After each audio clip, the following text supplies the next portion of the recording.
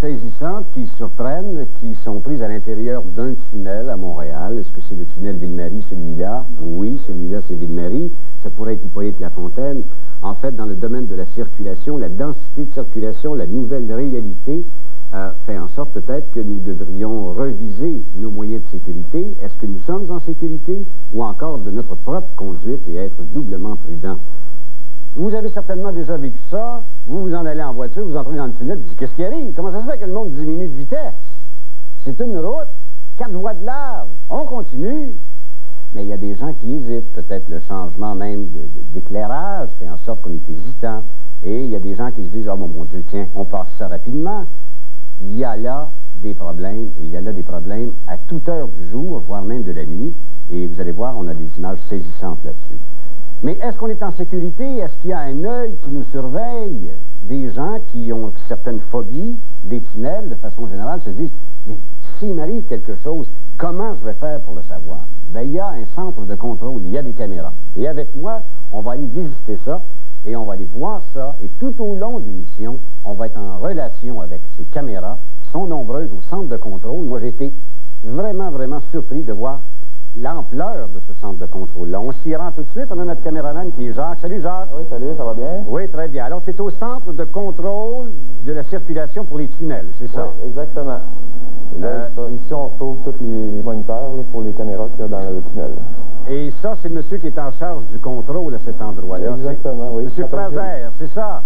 Oui, c'est ça. Bonjour, M. Fraser. Bonjour, M. Mongrain. Vous allez m'expliquer quel est votre travail particulièrement. Vous veillez sur nous comme une bonne mère. Bon père, oui.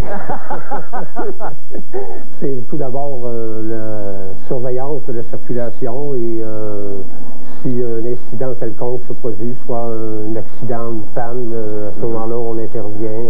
Okay. Qu'est-ce que vous contrôlez? Qu'est-ce que vous voyez là? Quels sont les tunnels que vous voyez sur Montréal?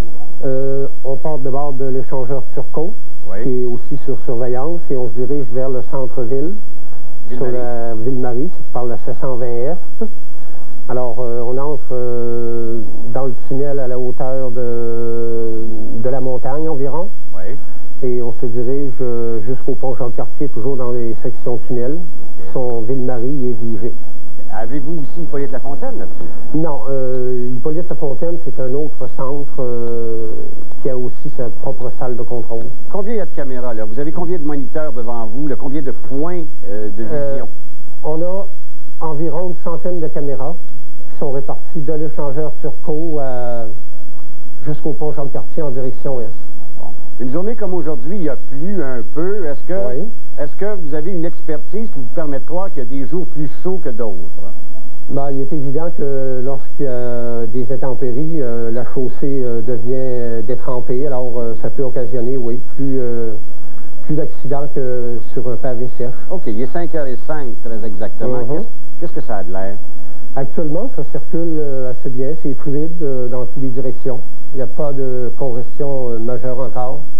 Et vous en attendez? C'est quoi? Vers 5h30, c'est quoi là? On peut partir vers les 4 heures. Le premier bouchon de circulation se manifeste vers les 4 heures et ça se reproduit à 4h30 aux demi-heures, quoi, 4h30, 5h, à la fermeture des bureaux, des magasins, quoi. Est-ce que nous sommes prudents comme automobilistes? Pardon? Est-ce que nous sommes prudents comme automobilistes? Certains oui, d'autres non. Non, mais il y a des aberrations. Vous êtes témoin de choses assez épouvantables. Oui, parfois, il y a des accidents bêtes qui sont causés nettement par des manques, de l'imprudence. L'imprudence. Oui. Bon, là, vous êtes témoin d'un accident, admettons. Oui. Qu'est-ce que vous faites? C'est vous qui appelez le 911? En premier lieu, on contacte la Sûreté du Québec, c'est de juridiction du Québec, les autoroutes. Ensuite, le concessionnaire qui a le contrat exclusif pour le remorquage. On a aussi un patrouilleur attitré qu'on dirige sur les lieux de l'incident ou de l'accident quelconque. Alors, c'est comme ça qu'on assure une intervention dans les plus brefs délais. Une surveillance, oui. Une surveillance constante, 24 heures. Si vous êtes témoin, vous, de quelque chose qui se passe, admettons, je sais pas moi, peut-être qu'on n'a pas le droit de produits inflammables là-dedans, dans les tunnels? Non, il y a des restrictions pour les matières dangereuses. Toxiques, dangereuses. Bon, alors, s'il y a matière dangereuse, est-ce que vous avez le mandat de dire, je viens de voir un véhicule, je peux appeler pour intercepter ce véhicule-là à sa sortie? Oui, on peut toujours signaler, soit à la Sûreté du Québec, la présence d'un véhicule qui nous semblerait suspect, qu'on transportait des matières... M. Fraser, continuez votre travail, on va demeurer avec vous. Vous surveillez le tunnel, puis nous, on surveille vous qui surveillez le tunnel. S'il y a quelque chose, eh bien, on va aller vous voir régulièrement. C'est bien compris. Merci bien. Au revoir. Merci. Alors, on est sous surveillance et c'est pour notre sécurité. Mais tantôt, on va vous montrer des scènes qui font frémir. Et on se demande si on devrait laisser le permis à certaines personnes qui utilisent le tunnel. Parlant de circulation, on vous a parlé de transport scolaire en Gaspésie la semaine dernière où des parents, justement, retiennent à la maison leurs enfants, les empêchant d'aller à l'école parce qu'ils contestent le prix qu'on leur impose pour le transport scolaire sur l'heure du midi. Ils ont déjà participé financièrement, mais voilà donc que de nouvelles difficultés financières, un budget à équilibrer fait en sorte que la commission scolaire avait décidé de demander une plus grande participation économique. Et ces gens-là, eh bien, retiennent leurs enfants à la maison. Ils les retenaient. Où on se retrouve maintenant? Est-ce que toute l'enquête bouliane sur le transport scolaire a créé une psychose qui fait en sorte que maintenant les parents sont à ce point craintifs qu'on retient les enfants à la maison, ce qui est illégal, soit dit en passant. On ne peut pas retenir un enfant à la maison et l'empêcher d'aller à l'école. On pose là un geste illégal. Mais au nom de la sécurité de ces enfants, voilà qu'une dame dans la région de Sorel retient ses deux filles à la maison parce que, dit-elle, l'autobus ne vient plus les chercher à la porte, alors qu'on vient chercher les vidanges à la porte. France Gauthier, vous avez été rencontrer cette dame-là. C'est un cas assez particulier. C'est un couple, M. et Mme Blanchard, Marie-Marthe Blanchard et son mari, qui ont décidé depuis 3 semaines, c'est la 3e semaine en fait, que les enfants ne vont plus à l'école. Ils ont décidé de les garder à la maison parce qu'ils disent que c'est pas sécuritaire. La commission scolaire a apporté des changements dans les trajets d'autobus, c'est-à-dire qu'on a fait une grande restructuration. Avant, c'est vrai, on allait chercher les enfants à la porte. Maintenant, on a décidé de diminuer le temps de trajet des autobus parce que vous comprendrez qu'il y avait des enfants qui demeuraient à la fin du trajet, qui avaient 5 minutes, par exemple, le midi pour aller dîner. Le trajet était trop long. Alors, il y a eu plusieurs plaintes. Il y a 6700 élèves à l'école, à la commission scolaire de Sorel, et ça a marché, ça a fonctionné pour tout le monde. On a tout restructuré et finalement, on voulait diminuer le temps de trajet pour éviter justement ces enfants-là, en fait, leur permettre d'avoir le temps d'aller dîner le midi et le soir qu'ils arrivent plus tôt à la maison. Alors, on a demandé aux parents de collaborer et au lieu de prendre les enfants à la porte, on les prend par petits groupes aux intersections des rues. Mais quand on a refait la carte du transport scolaire, je présume que les gens et les fonctionnaires qui l'ont fait se sont assurés que les points d'embarquement étaient des points sécuritaires. En tout cas, c'est ce qu'ils disent, c'est ce qu'ils présument, effectivement. Et dans le cas qui nous occupe, c'est-à-dire la famille Blanchard, eh bien, eux demeurent dans le fond d'un rang, la dernière maison du rang Sainte-Thérèse à Sorel. Et l'autobus avait l'habitude d'aller tourner dans l'entrée de la maison, ce qu'ils ne font plus maintenant. On demande aux enfants de marcher 150 mètres, c'est-à-dire d'aller à peu près 400 pieds sur le coin de la rue pour embarquer du bon côté de la rue dans l'autobus. Les parents disent de leur côté que c'est pas sécuritaire, ils ne voient pas les enfants de la maison, ils ont peur qu'il leur arrive quelque chose. Alors, ils retiennent les enfants à la maison. On est allé, vous allez voir et vous allez pouvoir juger par vous-même si c'est sécuritaire. En regardant ces images, mesdames, messieurs, il faudrait qu'on se pose la question suivante. Est-ce qu'on est devant des parents qui sont surprotecteurs et capricieux ou s'ils prennent véritablement l'intérêt de leurs enfants? Y a-t-il véritablement là un péril ou s'il ne faudrait pas commencer à se dire il faut collaborer davantage? Nous avons peut-être plus les moyens d'être servis de luxe et en Cadillac. On regarde ça. Ils ont dit que eux autres, c'était la logique. Là, cette année, c'est la loi que les enfants soient pris au coin des rues. Dans un quartier résidentiel, on peut le comprendre, mais ici, on trouve que c'est un reste, c'est pas... je vois pas le côté sécuritaire de laisser mes enfants là le matin. Moi, je les envoie pas jouer au coin. Quoique pour l'autobus, il faudrait qu'elle aille au coin. Nos vidanges sont ramassées chez nous. Pourquoi que nos enfants, il faudrait qu'elles traînent au coin de la rue? Il y en a déjà assez qui traînent sans ça.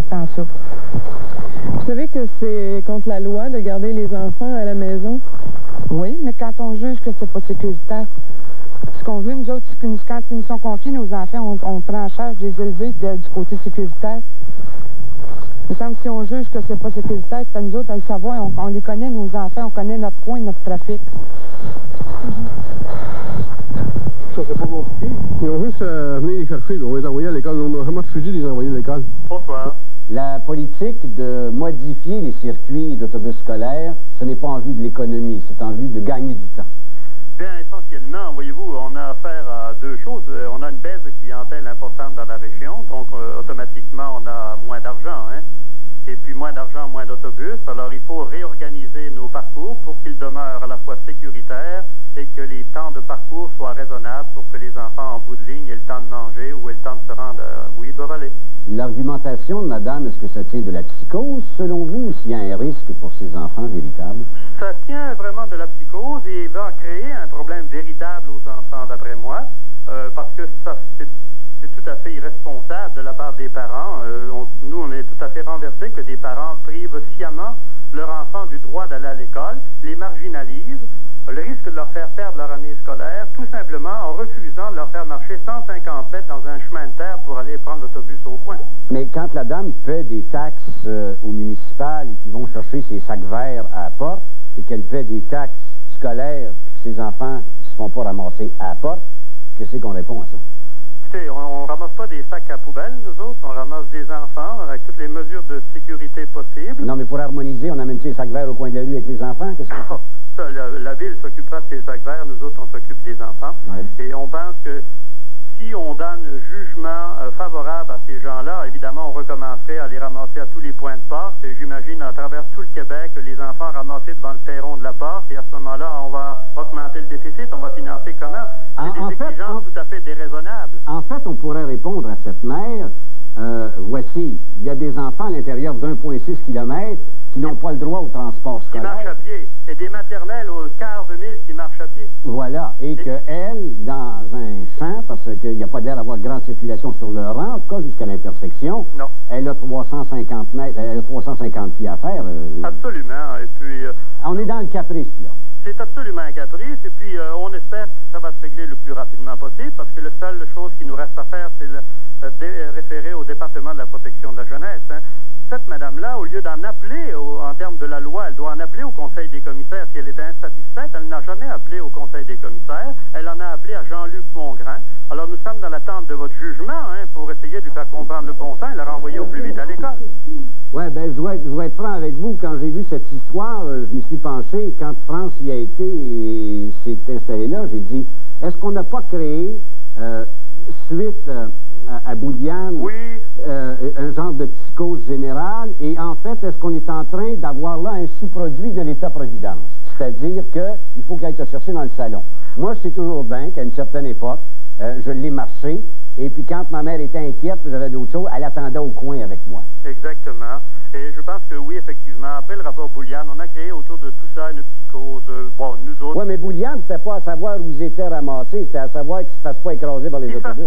Et qui ne traversent pas les rues. Or, si vous êtes allé dans le rang Sainte-Thérèse, on les ramasse, nous les ramassons de chaque bord. Ces enfants-là n'ont pas à traverser. Je pense que le rapport Bouliane, les gens confondent traverser les rues, ça peut être dangereux à l'occasion, que marcher le long d'une rue déserte, comme c'est dans leur cas, c'est un apprentissage de la vie qu'il faut faire tôt ou tard. Donc, il va falloir arrêter, selon vous, M. Fausse, d'être une société gâtée. Il va falloir y participer un peu. Absolument. En faisant 150 mètres. Absolument. Il faut que les gens... Écoutez, on transporte 7000 par an, 7000 enfants sur le territoire, et puis on en a 2 récalcitrants.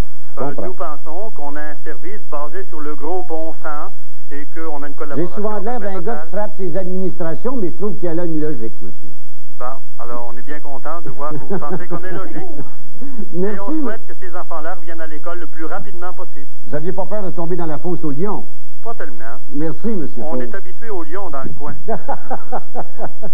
Merci bien. Bonjour, c'est bon. Merci. Madame Linda Dupuis est présidente du comité de parents. Madame Dupuis, bonsoir. Bonsoir. Mme Dupuis, est-ce que vous n'avez pas appuyé cette mère dans sa démarche? Bien, on a envoyé une lettre à la commission scolaire quand Mme Blanchard nous a fait part que ses enfants sont plus en sécurité pour prendre leur autobus. Elle nous a dit que ça fait 7 ans qu'ils les prennent à la même place, puis que pour des raisons, je crois, de budget, que, bon, ben, il fallait qu'ils marchent pour aller reprendre l'autobus, puis que c'était dangereux pour eux autres. Est-ce que vous aviez vu le site? Est-ce que vous aviez regardé la situation ou si c'était un appui en disant « Ah, une mère nous écrit, nous l'appuyons ». Ben, c'est une mère qui fait partie de notre comité d'école. Non, mais c'est parce qu'on peut avoir raison d'avoir tort ou tort d'avoir raison, là. Oui, mais des fois, il faut prendre les devants pour être sûr qu'il n'y ait pas de danger pour les enfants. Alors, en tant que parent, là... Est-ce qu'à l'histoire que vous venez de voir, qu'on vous a montrée, parce que vous n'aviez pas été la voir, vous maintenez votre appui comme comité de parents de la commission scolaire à ce cas particulier? Bien, M. Mongrain, je serais bien mal placé pour vous le dire parce que je ne l'ai pas vu. Je suis au téléphone, j'attends que vous me parliez. J'ai pas vu le reportage. Non, mais je comprends. Que vous ayez vu le reportage ou pas, madame, ce que je veux dire, c'est que quand la dame, vous avez reçu une lettre, une mère éplorée... Non, elle était à la réunion avec nous la semaine passée, puis elle nous a fait part que ses enfants sont plus en sécurité, que depuis ce temps-là, elle les gardait chez elle. Et vous avez dit d'emblée, ça marche? Non, nous autres, on a dit, on va envoyer une lettre à la commission scolaire. Si les enfants sont plus en sécurité, il faut que ça soit respecté puis que ça soit changé. OK. Et si vous aviez ce 100 mètres-là, 150 mètres pour vos enfants, est-ce que vous auriez retenu vos enfants à l'école, à la maison? Bien, j'aurais probablement pas pensé à cette alternative-là, mais si mes enfants n'étaient pas en sécurité pour prendre l'autobus scolaire, oui, je verrais ce que ça change. Comment un comité de parents peut appuyer un geste qui est illégal? Vous le savez, on ne peut pas retenir ses enfants pour ça. Il y a d'autres moyens. Est-ce qu'on n'est pas gâté? Oui, je comprends. Que le fait qu'elle garde ses enfants à la maison, ça n'a même pas été prioritaire dans la demande qu'on fait, là. Nous autres, on veut que ses enfants soient en sécurité quand ils prennent l'autobus. On n'a pas appuyé le fait qu'elle les garde à la maison ou non. Est-ce que vous allez aller voir pour mesurer si ses enfants sont en sécurité? Bien, c'est certain que là, je vais regarder le reportage que vous avez montré tantôt. Je vais voir de moi-même. Mais vous savez où elle demeure, la personne? Oui, je sais où elle demeure. C'est vrai que c'est passant, mais j'ai pas vu où ils prennent l'autobus présentement. Là. Ils prennent l'autobus du bon côté du chemin, c'est-à-dire que ça fait une courbe. L'autobus s'arrête juste sur le chemin de gravier qui mène à la maison et il n'y a pas de circulation, en tout cas, sur ce chemin de gravier-là, pas beaucoup. Dans la courbe, peut-être, mais ils sont du bon côté de la route avec la signalisation requise. Bien, M. Mongrain, si une mère nous dit que ses enfants sont pas en sécurité, la première raison qu'on a de la croire, c'est bien ça, là. OK. Alors, vous allez regarder ça. C'est certain. Pour retirer votre appui ou pas, mais la commission scolaire ne bougera pas, là. On ne retire pas notre appui dans le sens que s'ils ne sont pas en sécurité, là, vous me dites qu'ils sont. Ils sont en sécurité, d'accord. Nous autres, on attendait, avec la demande qu'on a faite, c'est d'avoir les renseignements de la commission de transport de la commission scolaire pour nous dire, oui, ces enfants-là sont en sécurité. Parce que ce qui est déplorable, madame, entre vous et moi, c'est qu'il y a des enfants qui sont privés d'école depuis 3 semaines. Oui, je sais bien, mais là, que le DPJ s'en mêle, il y a des enfants qui sont battus, puis qu'au bout de 3 ans, ça ne débouche pas, puis là, pour une raison d'autobus scolaire, parce qu'ils vont pas à l'école pour 3 semaines, on est prêt à enlever des enfants à sa mère. Si elle considère que ses enfants sont pas en sécurité. Mais il n'y a pas un petit bout qu'on peut faire comme parent aussi, de dire, je vais aller reconduire, tous les retenir à la maison, j'essaie de regarder ça. Là. Ça, c'est certain, M. Mongrain. La décision que la mère prend de garder ses enfants à la maison, c'est elle qui l'a pris. C'est sûr qu'il y a des concessions à faire, il y a sûrement des moyens de s'arranger. Merci beaucoup, Mme Dupuis. Ça me fait plaisir. Merci bien. C'est dit, hein, plaire à tout le monde, à son petit frère, à son père en même temps, c'est pas évident. On va aller voir du côté de la circulation comment ça se produit, mais avant d'aller retourner au centre, j'aimerais ensemble qu'on regarde des images qui sont d'archives, qui nous ont été fournies par le ministère du Transport, pour que vous constatiez ce qui peut se passer dans un tunnel, et dans le fond, sans créer de crainte, mais se remettre en mémoire qu'il faut conduire avec énormément de prudence. Il y a là des scènes où un monsieur est en panne. Vous remarquez bien, il est sur les feux clignotant d'urgence. Et pendant les prochaines secondes, vous allez voir ce qui se produit. Un autobus happe le monsieur par derrière. Est-ce que l'autobus allait trop vite? Est-ce que le monsieur ne peut pas se placer autrement? Je ne sais pas. Mais il y a là des choses dangereuses. Dans ce cas-là, la personne en est sortie indemne. Une autre personne est ici en panne. Quelqu'un entre dans la voie par la gauche, ne voit pas ce qui se passe, coupe 2 voies et va s'immobiliser après cela sur le mur du tunnel.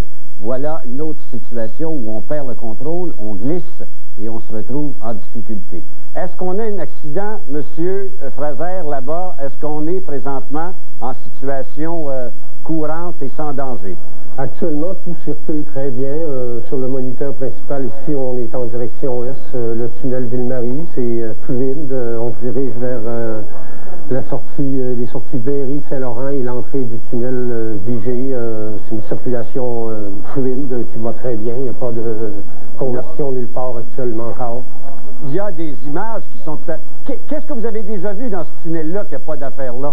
Une calèche. Une calèche. Je vois une calèche. Oui.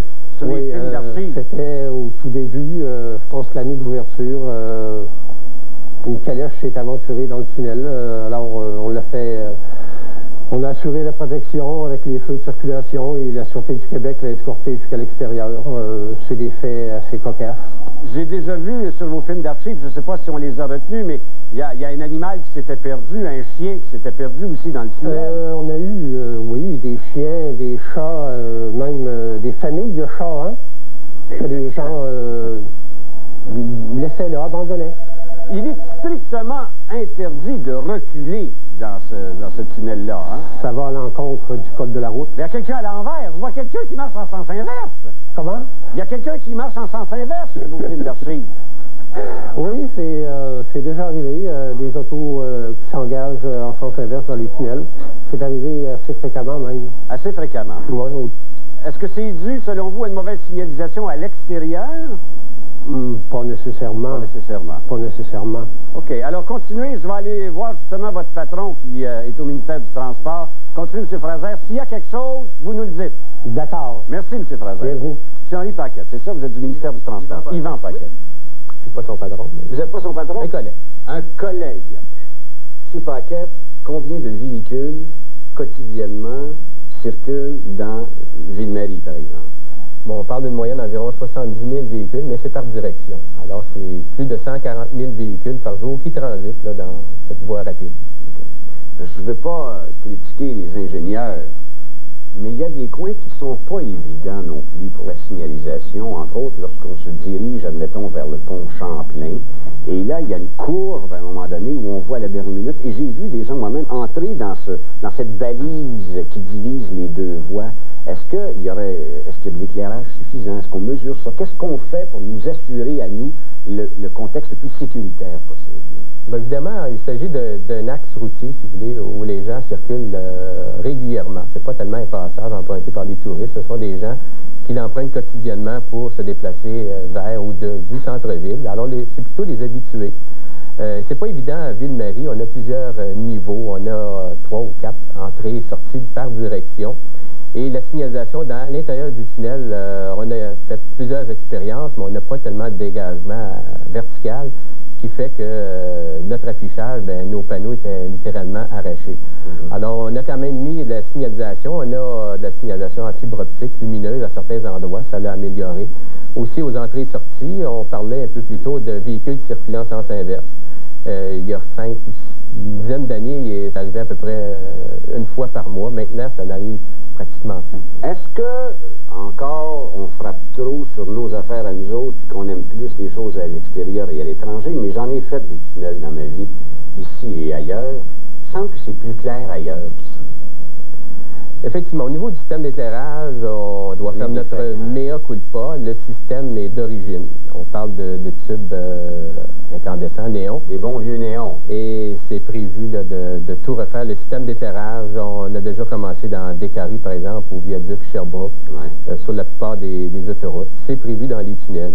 C'est sombre un peu. C'est sombre un peu, mais il y a quand même un éclairage là, dont l'intensité diffère. Plus il y a d'éclairage, plus il y a de luminosité à l'extérieur, plus on met de l'éclairage aux entrées et sorties du tunnel pour qu'il y ait moins de variations.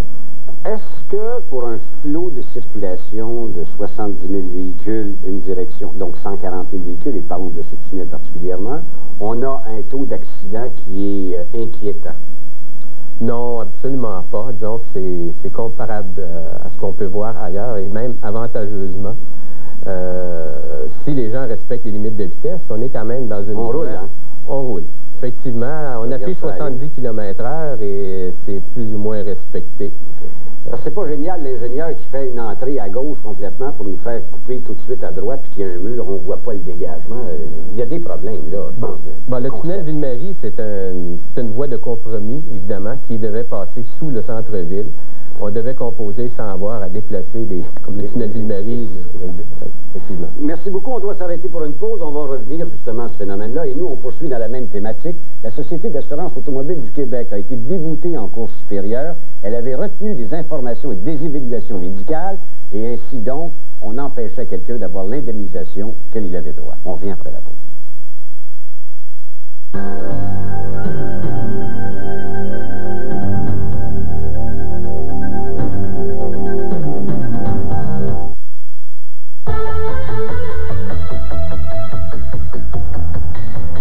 Malgré des signes évidents de croissance, l'Université de Sherbrooke se voit contrainte d'accuser un léger déficit. On vous en parle dans quelques minutes à l'édition régionale du TVA, 18h.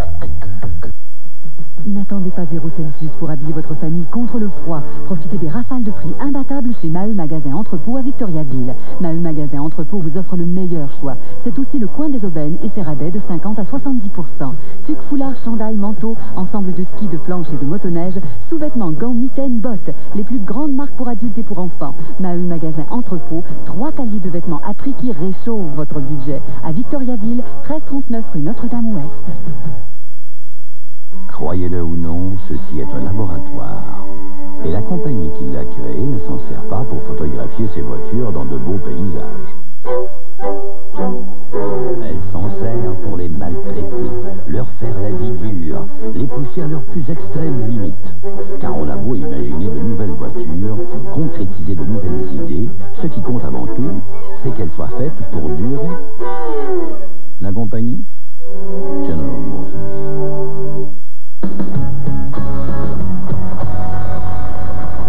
Et ça fait 20 ans que t'es coincé sur le banc d'en arrière avec le chien. Il est temps que ça change. Hein? Ton concessionnaire Chevrolet Géo Oldsmobile t'offre la Géométro 3 portes 1994. Une championne de l'économie d'essence. Avec boîte manuelle 5 rapports, suspension indépendante aux 4 roues à seulement 7 994 $.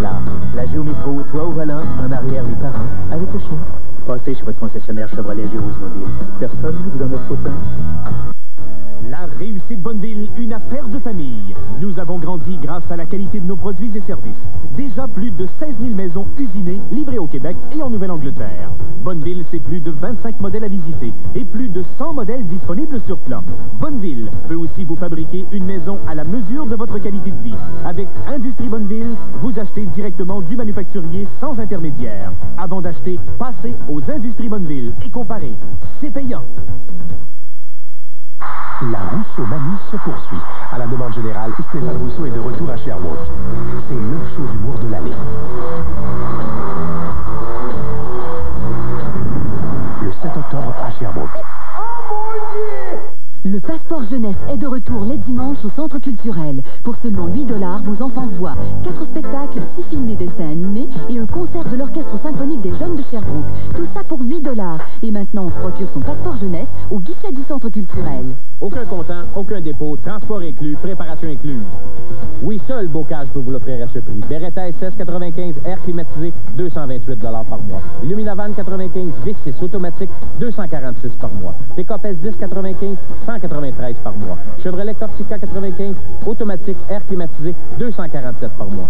C'est ça les prix Bocage. Aucun comptant, aucun dépôt, transport inclus, préparation incluse. On vous attend chez Bocage Chevrolet, 4339 boulevard Bourque, Rock Forest.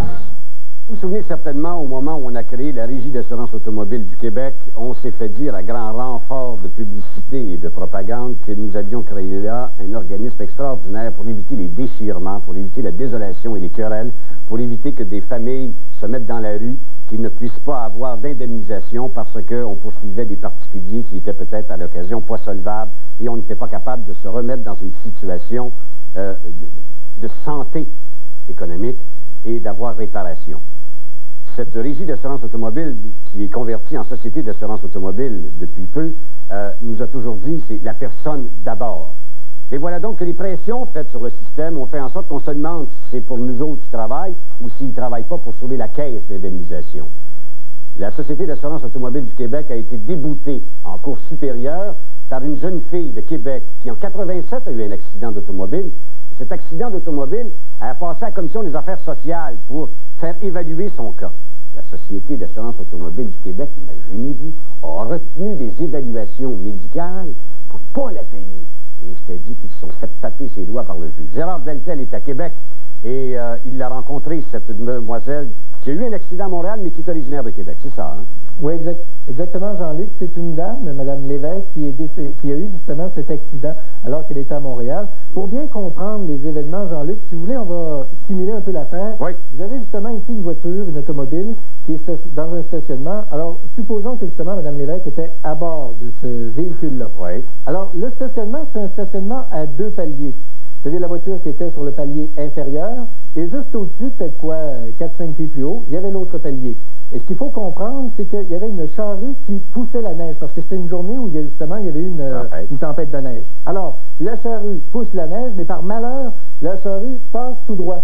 Et la gratte s'en vient érafler, arracher la portion supérieure de l'automobile, là où était Mme Lévesque. Alors, imaginez la scène, la grue arrive, l'homme passe ici par-dessus la tête. Je vous passe les détails. Oui, oui. Madame extrêmement blessée, le moins qu'on puisse dire, mais elle a la vie sauve au moins.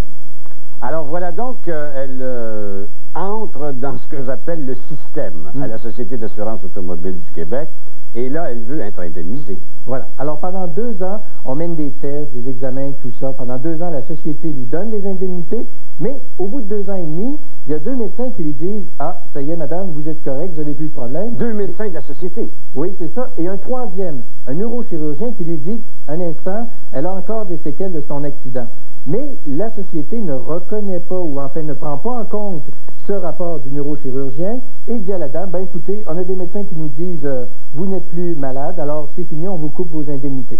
Madame est fâchée, outrée, ne veut rien savoir, conteste sa situation devant la Commission des affaires sociales. À 2 reprises, elle est déboutée par la Commission parce que la Société lui refuse, ou en fait ne permet pas à la Commission de voir le rapport du neurochirurgien. Alors, coup sur coup, on lui dit, ben non, madame, écoutez, la Société a des témoignages de médecins qui... Elle amène cette cause en cour supérieure, et avant qu'on apprenne la procédure, j'aimerais qu'on fasse entendre immédiatement, Gérard, au public, ce que le juge dit en donnant gain de cause à la demoiselle, ce qu'il dit, ce juge, à cette personne, mais surtout la charge qu'il fait contre la Société d'assurance automobile du Québec.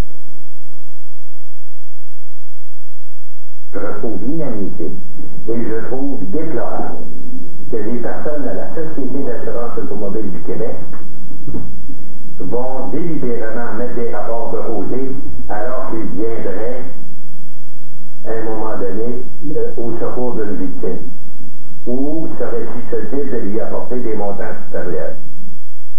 En fait, ce qu'il faut comprendre là-dedans, Jean-Luc, c'est que le juge, on lui a dit en pleine cour comme ça, l'avocat de la victime lui a dit en pleine cour, hey, la Société a caché des documents médicaux concernant le cas de Mme Lévesque. Alors le juge était tout surpris. Alors évidemment, le verdict s'est pas fait attendre. Comme vous le disiez tout à l'heure, une volée de bois vert à l'endroit de la Société. Tiens, venez voir juste ensemble quelques extraits. Alors, on nous dit que la Société est là pour administrer. Elle ne doit pas considérer les bénéficiaires de ce régime comme des adversaires et elle doit voir à ce que les réclamants puissent bénéficier de tous les avantages. Et un peu plus loin, on y dit la majorité des victimes ne sont pas représentées par des avocats. Et ces gens font confiance, comme il se doit s'y attendre, aux personnes qui sont mandatées pour voir est-ce qu'ils soient bien indemnisés. Il n'est sûrement pas du rôle de la Société de mettre de côté les rapports médicaux qui seraient susceptibles de procurer une indemnisation. Je partage tout à fait cette opinion, mais cette dame a été représentée par avocat, elle, et vous les avez rencontrés, Maryse Lévesque et son avocat, Maître Bellemare. C'est ça. L'avocat nous dit que dans cette situation-là, il a été, entre guillemets, chanceux parce qu'il avait les preuves à l'appui, mais il nous dit que c'est pas la première fois que c'est répandu, au contraire, c'est fréquent. Mais il y a aussi Mme Lévesque qui a été complètement dégoûtée de son expérience avec la Société. On les écoute. Une dame démolie, on les écoute. Parfait. Bien, c'est plus comme un être humain. C'était juste un numéro, point. Tu sais, c'est humilié, c'était plus humain. Une journée, t'accordes quelque chose, le lendemain, tu l'as plus, t'es tu l'acceptes pas. Faut que tu vives avec leurs décisions à eux autres. Donc, tu dépends d'eux autres. Si tu es accidenté de la route, tu dépends d'eux autres, de ce qu'ils vont bien vouloir t'accorder. S'ils font le bien, c'est correct. S'ils font le mal, ben, c'est le même qui marche. En tout cas, moi, c'est le même que je le vois. La Société, lorsqu'elle est en conflit avec un accidenté qui la poursuit devant le tribunal, se comporte comme une partie, comme un adversaire. Elle a une cause à gagner, puis elle va faire le maximum pour la gagner. Alors, on ne considérera pas l'accidenté comme étant une personne qui a eu un accident de la route. S'estimer tout le temps. Quand tu as une grosse machine, là, comme on dit, la l'assurance automobile, tu fais ridiculiser, c'est un numéro, puis un moment donné, vient climacer. C'est donc Jean-Luc, une dame qui est extrêmement dégoûtée par son aventure avec la Société d'assurance auto du Québec. Merci beaucoup, Gérard. On vous retrouve un peu plus tard au cours de la semaine en provenance de Québec. Merci bien pour cette histoire. Au retour de la pause, mesdames et messieurs, on parle à Georges Lalande, le nouveau PDG de la SAAC, qui nous a toujours promis depuis son arrivée qu'il était pour humaniser la relation entre le citoyen et la société. On revient après la pause.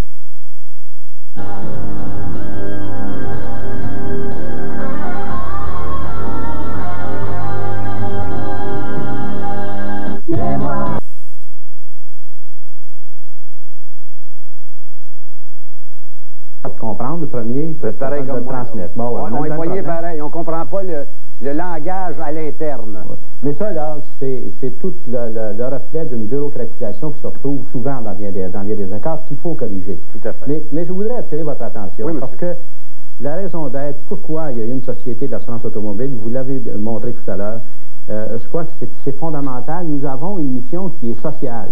Pas une mission qui est économique ou autre, c'est une mission qui est sociale, de régler des problèmes sociaux pour les gens. Donc, sûrement que l'assuré n'est pas un adversaire ou un ennemi ou une personne qu'il faut absolument contester, c'est de donner une indemnisation qui est juste et équitable. Ça, c'est le fond. C'est tout le temps que j'ai, M. Lalande, mais je vous remercie beaucoup. On se reprendra certainement et on aura certainement l'occasion au cours de l'année de voir si le virage que vous voulez insuffler a été pris. Merci, M. Lalande. Merci bien. Au retour de la pause, on revient avec notre spécialiste du tunnel et au transport parce que vous allez voir que depuis hier, on a fait un relevé et il s'est produit des choses assez épouvantables. C'est vrai.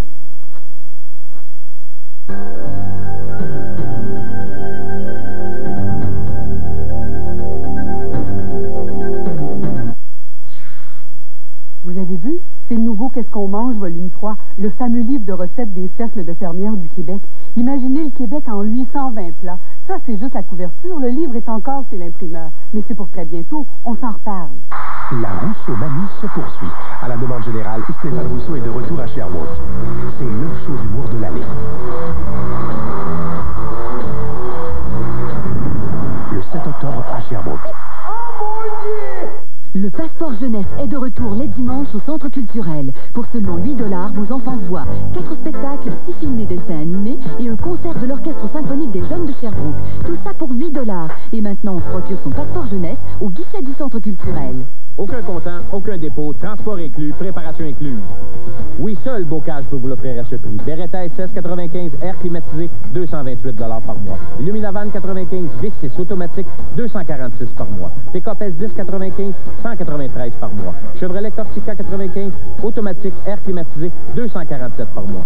C'est ça les prix Bocage. Aucun comptant, aucun dépôt, transport inclus, préparation incluse. On vous attend chez Bocage Chevrolet, 4339 boulevard Bourg, Rock Forest.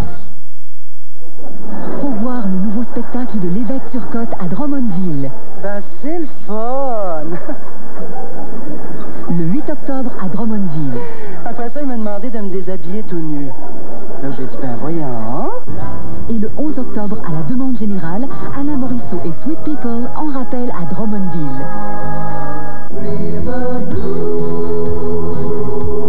Alain Morisseau et Sweet People le 11 octobre à Drummondville. Pharmaprix, Christian Dior et Télé7 présentent la collection Jean-Claude Poitras et la collection des boutiques Saclay à Victoriaville le 4 octobre au studio 4213 et à Sherbrooke le 5 octobre au théâtre Le Granada. Billets en vente à Victoriaville chez Pharmaprix André Brault, à Sherbrooke chez Pharmaprix Raymond Elias rue King West. On obtient un billet gratuit en y achetant pour 30 $ de produits Christian Dior. De plus, obtenez un rabais de 20 $ avec tout achat de 100 $ et plus chez Saclay. Vous n'avez jamais rien vu de tel. Les capsules adoucissantes, résultat éclatant. Au Nutrium de Pond. En quelques secondes, votre peau apparaîtra revitalisée. Les capsules adoucissantes, résultat éclatant de l'Institut Pond. Des épreuves, des énigmes, des clés, un trésor. Vivez l'aventure avec Joanne Labelle, Stéphane Rousseau et 3 participants de la région de Montréal à la super chasse au trésor de Fort Boyard, ce mercredi 19h30 à TVA. Vous avez vu? C'est le nouveau Qu'est-ce qu'on mange, volume 3, le fameux livre de recettes des cercles de fermières du Québec. Imaginez le Québec en 820 plats. Ça, c'est juste la couverture. Le livre est encore chez l'imprimeur. Mais c'est pour très bientôt. On s'en reparle.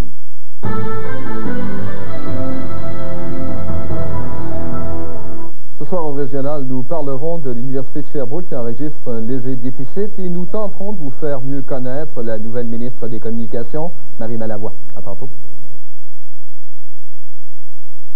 Monsieur Paquette, je suis en panne, comme on a vu sur certaines vidéos, avec mon véhicule à l'intérieur d'un tunnel. Qu'est-ce que je dois faire? Je reste à bord du véhicule et je me fais frapper ou je sors du véhicule et je prends les portes d'urgence? Ben, somme toute, c'est encore préférable de demeurer dans le véhicule qui offre quand même une meilleure protection qu'un piéton. Un piéton à l'intérieur du tunnel, son espérance de vie est de quoi? Ben, si on parle en dehors des heures de pointe, par exemple, la Sûreté du Québec parle d'environ 5 minutes. L'espérance de vie d'un piéton, on parle de décaries, le soir, la nuit, tout ça. Alors, c'est très peu. Évidemment, la visibilité est moins bonne.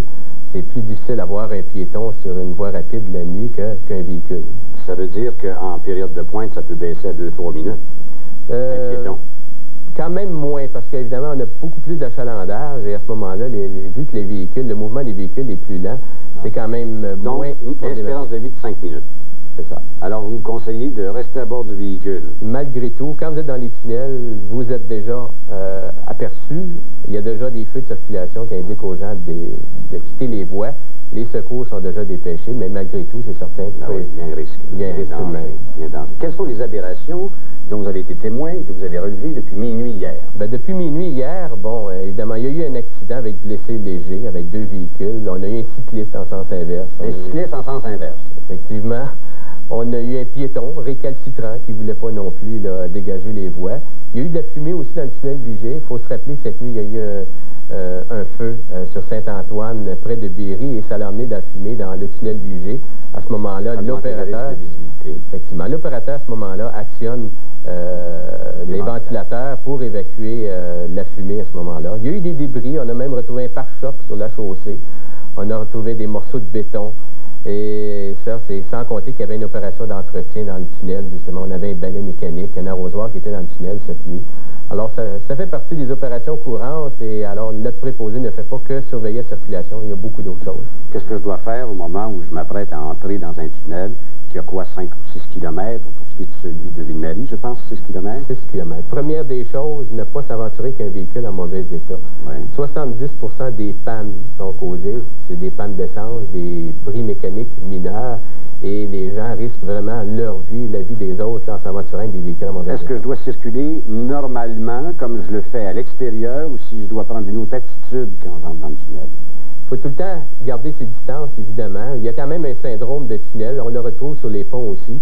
Certains types d'usagers vont réduire leur vitesse, d'autres vont accélérer pour le quitter le plus rapidement possible. Alors, on essaie quand même d'avoir une attitude prudente, garder ses distances.